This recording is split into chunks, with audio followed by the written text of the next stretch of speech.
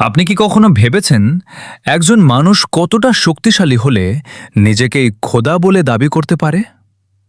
আর যদি সেই মানুষ মৃত্যুর ঠিক আগে পানির নিচে ডুবে যেতে যেতে বলে, আমি বিশ্বাস করি, তাহলে প্রশ্ন হচ্ছে, কেন তখন তার সেই বিশ্বাস আর গ্রহণ করা হলো না? আজকের গল্প ফেরাউন, একটি নাম যা শুধু ইতিহাস নয়, একটি সতর্কবার্তা। প্রাচীন মিশর, একটি সভ্যতা যেখানে নদী, মরুভূমি আর বিশাল স্থাপত্য মিলিয়ে তৈরি হয়েছিল এক রহস্যময় জগৎ। এই জগতের কেন্দ্রবিন্দুতে ছিলেন একজন শাসক, ফেরাউন।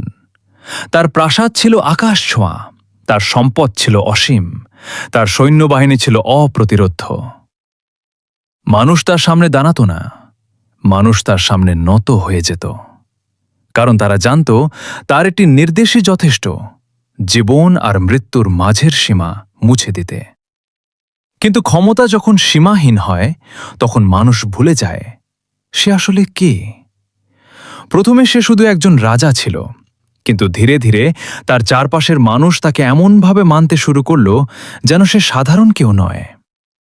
একদিন দরবারে সবাই মাথা নিচু করে দাঁড়িয়ে আছে। ফেরাউন চারদিকে তাকালো, কেউ তার চোখে চোখ রাখছে না। এই মুহূর্তেই তার ভেতরে জন্ম নিল এক ভয়ঙ্কর চিন্তা, যদি আমি সর্বশক্তিমান হই।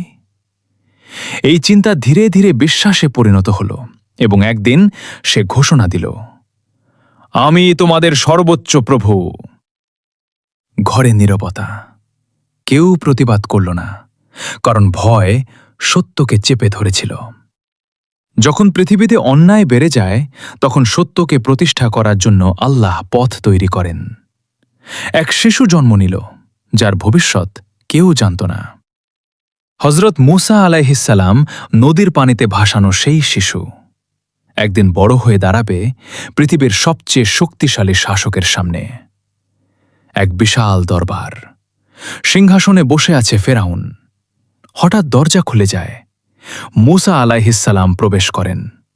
সবাই অবাক, একজন মানুষ যে ভয় পায় না। তিনি বলেন, হে ফেরাউন, আপনি আল্লাহ নন। এই একটি বাক্য পুরো সাম্রাজ্যকে কাঁপিয়ে দেয়। মুসা আলাইহিসসালাম আল্লাহর নিদর্শন দেখালেন, লাঠি সাপে পরিণত হল। সত্য স্পষ্ট হয়ে গেল, কিন্তু অহংকার কখনো সহজে হার মানে না। ফেরাউন ভাবল, আমি হারতে পারি না। সে জাদুকরদের ডাকল, কিন্তু সত্যের সামনে মিথ্যা টিকে থাকতে পারল না। ফেরাউন ক্ষিপ্ত হয়ে উঠল, নিরীহ মানুষদের উপর অত্যাচার শুরু হল। চিৎকার, কান্না, ভয়। কিন্তু সেই ভয় ভেঙে মানুষ বলছিল, আল্লাহ আমাদের সাথে আছেন। এক অন্ধকার রাত, মুসা আলাইহিসসালাম তার অনুসারীদের নিয়ে বের হচ্ছেন।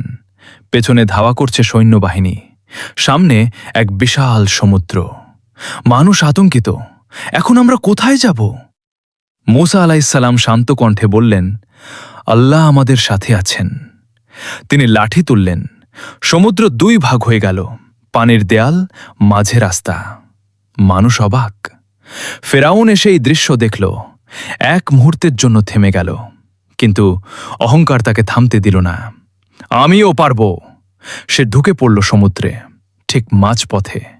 পানি কাঁপতে শুরু করল, সৈন্যরা ভয় পেতে লাগল, ফিরে চলুন।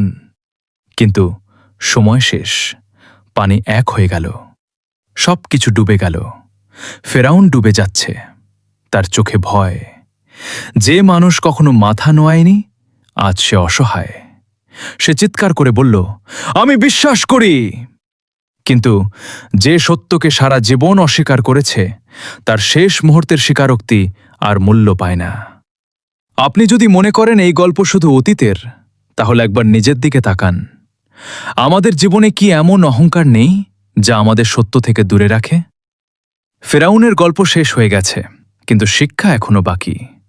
কারণ ইতিহাস নিজেকে বারবার পুনরাবৃত্তি করে। যখন সত্য সামনে আসে, তখন বিশ্বাস করা সহজ, কিন্তু তখন সময় থাকে না। এই ভিডিওটি যদি আপনার মনে একটু হলেও প্রভাব ফেলে, তাহলে লাইক করুন, আর এমন আরও শিক্ষণীয় গল্পের জন্য চ্যানেলটি সাবস্ক্রাইব করে সাথে থাকুন।